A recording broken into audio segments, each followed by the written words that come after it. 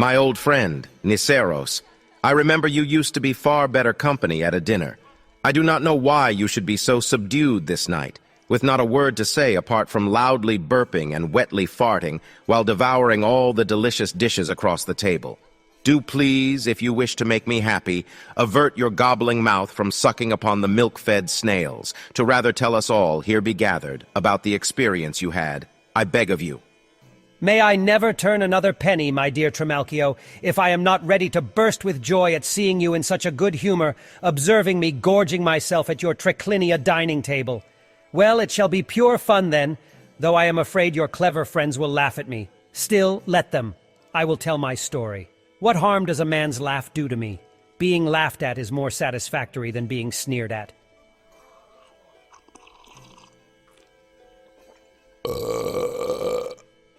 Now to tell my tale. While I was still a slave, my master and I were living in a narrow, choking street, in a haunted house, which now belongs to Gavilla. It was there the gods decided I should fall in love with the red-headed wife of Terentius the innkeeper. You remember her, Melissa of Tarentum, that most beautiful little Sagittarian package you had ever laid eyes on in the whole of Capua. But I swear by the gods my attraction to her was not that of a base passion of mine. I did not see her in that way. Well, in all honesty, I attempted not to, for I do think with my prick first rather than my head. But she had tempered my beastly lust with her beautiful nature, touching my heart to awaken to true love. If I asked her for anything, it was never refused me. If she made 2p, I had a penny.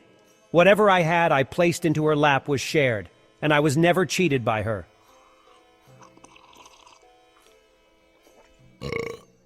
I later got word about her drunken and rather abusive husband had snuffed it outside the tavern, entering Hades' realm, when staggering and falling under the pulverizing wheels of a chariot, and good riddance, I say. At the time, I was abiding elsewhere, where my master took up his residence in Rome. So I took it upon myself to saving my Melissa from any other admirers seeking to win her widow's hand. I set about buckling on my Ulysses' shield and greaves for the coming battles ahead, and schemed how to come at her as my Helen of Troy, even if I had to risk Scylla and Charybdis to do so. And as you know, one's friends turn up in tight places, and I sure wanted to slip into Melissa's tight place. You know what I mean? Anyway, the gods gifted me the coincidental means to joyously unite with Melissa's flesh. It just so happened my master was looking to go to Capua in order to look after some silly business or other. I took my chance by asking to run errands for him, and when fulfilling the dodgy jobs he gave me, I could then be with my beloved. As I was making my way along the Appian Way to be with the love of my life, I soon found myself being accompanied by a petite young girl having a gymnastic physique of an infernal nymph I had met, while I rested on the wayside of the long road to Melissa's house. The girl first appeared out of a dusty whirlwind that was kicked up by a sudden breeze scouring the dry, hot road. Perhaps it was because of the relentless summer heat, which made my head spin to not thinking straight, getting it into my skull, that it was my manly duty to protect this lone girl from any murderous brigands, considering it is 6 days' journey from Rome to Capua at a stretch, although she did have a vicious-looking dagger on her shapely hip. Such a weapon I could spy, no one would argue with. I got to talking with the nymph who said her name was Lupa, the daughter of Glacia, a priestess of an exotic Isis temple in Florentia. As for her father, she said he was the renowned gladiator Labolus. But as for her name, it gave the game away. As you well know, it is slang for a common prostitute, along with me prior hearing of the Isis temple in Florentia being a lupanar. So I started to wondering if she was a traveling prostitute looking to sell me her tempting behind. I didn't dare ask her outright, though. I wanted to lead up to it, thinking Melissa wouldn't know if I had a bit of fun on the side. But then, as if she had divined my untoward thoughts, Lupa said she had fought as a naked retiari in the Capua arena, where she is known as Little Lupa Glazia Labolazzi. Just as well I didn't ask for an upfront shag in hindsight. Anyhow, at the time I thought she was madly spinning me a mercury tale, tricking my ass ears into knots. I didn't believe her ludicrous story at all about being a gladiatrix, having a tongue-twister title. She looked to be far too small for the part, no taller than 5 foot. Though I must say, her fit fuck body was to kill for. She could tell I disbelieved her, so she proved it by suddenly grabbing hold of my crotch and easily lifting my body up above her head. I swear she did it one-handed. She was as strong as Hercules, who would put any Olympiad athlete to shame. She had me having a rigid hard-on, I can tell you. I was horned up like Priapus. But then she had very attractive muscles in all the right places. After spinning me above her head a couple of times, I dizzily compelled her to travel with me to the 5th milestone, seeing her as being my homicidal retiari bodyguard who would protect me from any brigands and revengeful foes wanting to upend my arse. We then blundered off around the time of the cock's crow, while the moon was shining as bright as midday. I noticed Lupa's eyes glowing red as coals in a grate, thinking it was just Celine's light illuminating her lustful stare as she looked intensely at me, asking if I had some denarii to spare. I got it in my mind that she wanted some paid for action, as she tempted me to go into a nearby necropolis along the Appian. I could have said no, thinking of Melissa as my jealous Medusa shield, but I was well and truly ensnared within her retiari fishnet. My caught balls were hard as granite. I did think her strength would probably crush them into dust. However, my erect prick was more than willing to risk the damage to get into her moist, tight hole as I crossed her palm with silver. We then went to wandering among the haunting moonlit tombs. Lupa mischievously took me by my hand, going among the shadowed stones, where she found a tomb of a famous gladiator whose ancient epitaph was dedicated to Mars. She then stripped off her sweat-laden clothes and went down on all fours as my bought bitch, for me to take her from behind, in front of the gladiator epitaph depicting Romulus and Remus suckling on distended wolf teats. As I fucked her nymph's crack, I was singing odes to the spirits and counting grave markers at every thrust, while she barked as a hound out of Hades. After the act was done, I collapsed out of sheer exhaustion, lying on my back looking at the dog-days star of Sirius, peering through a crumbling vesica piscis hole in the tomb roof, which was burning brightly in the night sky above me, realizing then that Lupa had disappeared from my side, as if she had become invisible. And then, as I looked for Lupa among the tombs, she appeared at the midst of the necropolis crossroads where she placed all her clothes.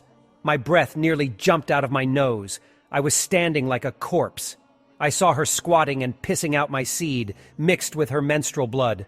I watched her golden piss streaming as a fiery rivulet forming a ring, encircling her clothes. And then she started to madly dance around the circle of her alchemical urine, howling barbarous incantations to the drifting stars. And as she did so, her gymnastic body hideously contorted. And then she suddenly became a wolf. Don't you dare imagine I am joking here or that I am lying. I make up nothing for such an inheritance as this. But back to what I started to say.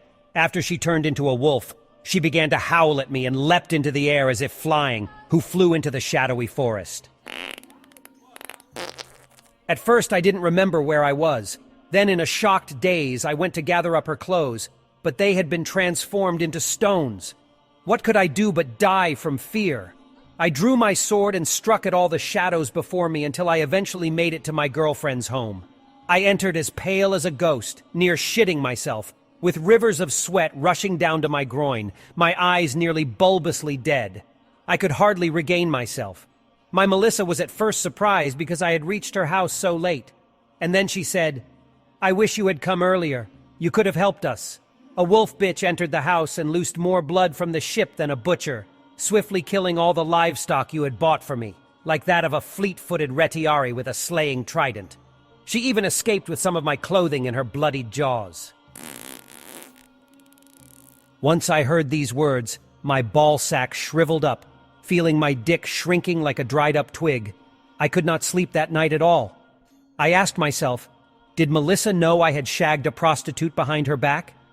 Did she kill all the livestock out of revenge after being told the truth by Lupa, who had got to her house before I did? Were they in fact sisters who had set me up, ensnaring my weakness within their fishnet, having Lupa in some hideous fashion drug me when shagging her wet hole, to then experience an illusion of her transforming into a wolf? If so, what horror, for Melissa had tested my love and I had dreadfully failed her. Then a sudden madness took hold of my mind. I even thought Melissa could be a trident-wielding witch who would castrate me while I slept. But no, she cannot be such a Hecate creature of the night. At first light, I left Melissa's house, fearing she had somehow discovered the truth of my misdeed. I was terrified I would lose her true love for me, and all because of my prick getting the better of my heart. I had to make sure she did not know. But once I came to the place where Lupa's clothing had turned into stone, I found nothing but blood. Honestly, I went to the gladiator tomb where I found Lupa, who seemed to be waiting for me to return. She was lying atop of the sarcophagus as her gladiatrix whore bed, grinning like a witch bitch in heat, with her legs spread open exposing herself. She was a terrifying sight to behold, I tell you. She had painted dark art symbols upon her bare skin with the slippery carnage of the livestock's blood, having a frigging wolf-headed legionary helmet topping her black-haired head like Minerva. She was even wearing Melissa's torn-up clothes. At that very moment, I knew that she was a shape-shifting witch-bitch daughter of Hecate, a whoring lampad of the underworld. If I had known before, I wouldn't have been able to shag her even if you threatened to kill me.